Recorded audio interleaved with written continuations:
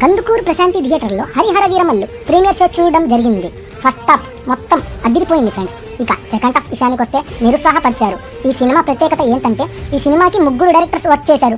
1 క్రిష్ జాగర్లమూడి, 2 జ్యోతి Krishna, 3 power star Pawan Kalyan గారు. First half మొత్తం cinema ఎక్కడ బోర్ లేకుండా చాలా చక్కగా తీశారు క్రిష్ జాగర్లమూడి. ఇక సెకండ్ హాఫ్ విషయానికి వస్తే కొంచెం సినిమా అభిమానులకి నిరుత్సాహపరిచింది. క్లైమాక్స్ పార్ట్ 2 కోసం ఎక్కడ ఎండ్ చేయాలో కూడా అర్థం కాని పరిస్థితిలో సినిమా తీశారు.